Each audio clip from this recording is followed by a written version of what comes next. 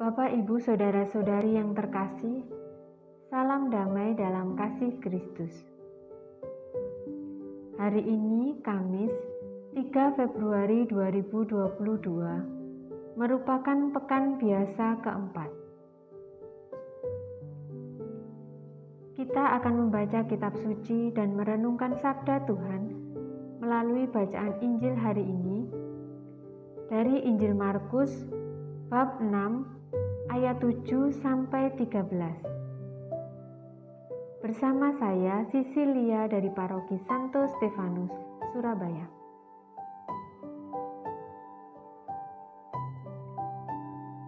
Marilah kita berdoa. Dalam nama Bapa dan Putra dan Roh Kudus. Amin. Allah yang Maha Baik, kami mengucap syukur atas rahmat-Mu yang boleh kami terima hingga hari ini. Kami mohon, bukalah mata hati kami yang keras ini, agar kami dapat memahami dan mau menerima pengajaran-Mu yang Engkau sampaikan melalui bacaan Injil hari ini. Ya Allah, sabda-Mu adalah jalan, kebenaran, dan kehidupan kami. Semoga kami mampu menjadi saksi Injil yang bijaksana dan rendah hati dalam mewartakan sabda kasih-Mu dimanapun kami berada. Doa ini kami sampaikan kepadamu dengan pengantaraan Kristus Tuhan kami. Amin. Inilah Injil suci menurut Markus. Dimuliakanlah Tuhan. Sekali peristiwa, Yesus memanggil ke-12 murid dan mengutus mereka berdua-dua. Ia memberi mereka kuasa roh-roh jahat dan berpesan kepada mereka supaya jangan membawa apa-apa dalam perjalanan kecuali tongkat. Roti pun tidak boleh dibawa.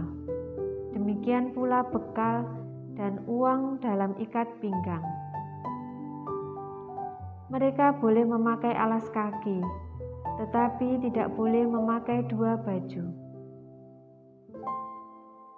Kata Yesus selanjutnya kepada murid-murid itu, "Kalau di suatu tempat kamu sudah diterima dalam suatu rumah, tinggallah di situ sampai kamu berangkat dari tempat itu. Kalau ada suatu tempat yang tidak menerima kamu, dan kalau mereka tidak mau mendengarkan kamu, keluarlah dari situ dan kebaskanlah debu yang ada di kakimu sebagai peringatan bagi mereka. Lalu pergilah mereka memberitakan bahwa orang harus bertobat. Mereka mengusir banyak setan dan mengoles banyak orang sakit dengan minyak dan menyembuhkan mereka." Demikianlah sabda Tuhan. Terpujilah Kristus.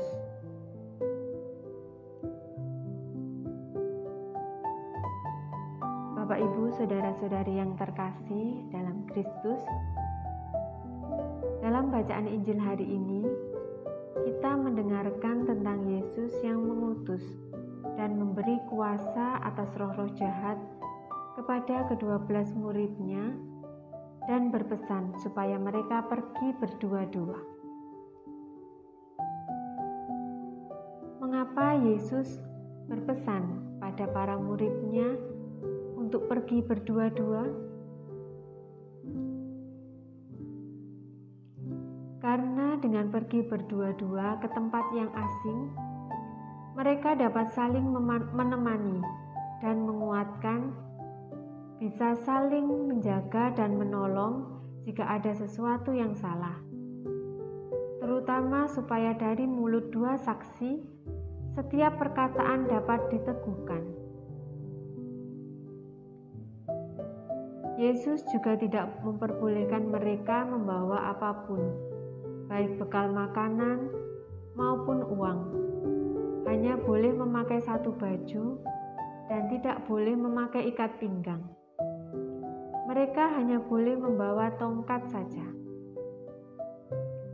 Mengapa demikian? Karena Yesus menginginkan para murid-Nya melepaskan semua yang melekat dalam diri, tidak terikat dengan hal-hal duniawi saja, dan memakai tongkat sebagai pegangan dalam perjalanan mereka. Bapak, Ibu, saudara-saudari yang terkasih, dalam tugas perutusan para murid, kita diajarkan untuk selalu siap dipanggil dan dipilih Yesus untuk menerima tugas perutusan dan pelayanan sebagai murid-murid-Nya. Sebagai contoh, saat kita dipilih oleh umat lingkungan sebagai ketua lingkungan, atau dipilih oleh Romo sebagai pengurus DPP BGKP di paroki, atau terpilih sebagai ketua RT di lingkungan masyarakat. Pada saat mendapatkan tugas ini, kita harus siap menerima dan menjalankannya dengan semangat kasih, selalu bijaksana, selalu rendah hati, serta harus siap meninggalkan segala sikap duniawi, seperti sikap mencari-cari alasan, tidak ada waktu, sibuk, atau lembur bekerja, sikap sombong dan ingin dipuji. Sikap inilah yang sering mengikat kita untuk menghindari dan ingin berjalan sendiri-sendiri dalam menjalankan tugas pelayanan. Juga akan munculnya permasalahan dan godaan duniawi dalam tugas pelayanan kita.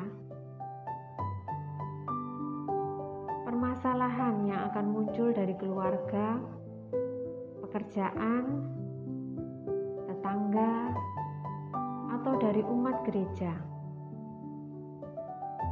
Permasalahan ini yang akan mematahkan semangat kita atau membuat kita menyerah. Di waktu seperti ini, ingatlah, ada Yesus sebagai tongkat kita untuk berpegangan dan jawaban atas setiap persoalan kita.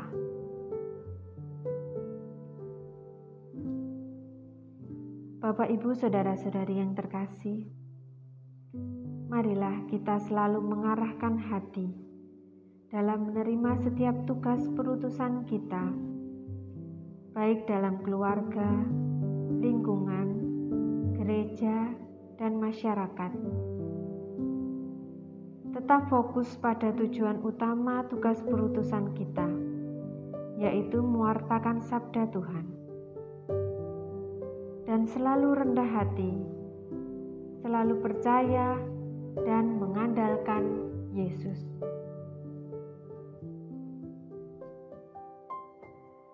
Marilah kita berdoa. Ya Allah, datanglah ke dalam hati dan pikiran kami. Bimbinglah kami dengan Roh Kudus-Mu, sehingga dengan membaca sabda-Mu, hidup kami diarahkan dan jiwa kami dikuatkan. Kami mohon ya Allah, bantulah kami agar mampu dan setia menjalankan apa yang menjadi kehendak-Mu, sehingga bukan hanya kami mengerti akan sabda-Mu, tetapi juga menjadi anak-anak-Mu yang mampu hidup sesuai dengan sabda-Mu, dan mampu mewartakan sabda-Mu kepada orang lain. Karena kami percaya itu juga adalah tugas kami di dunia ini. Demi Kristus Tuhan dan pengantara kami. Amin. Semoga Tuhan beserta kita sekarang dan selama-lamanya. Semoga kita semua diberkati oleh Allah yang Maha Kuasa, dalam nama Bapa dan Putra dan Roh Kudus.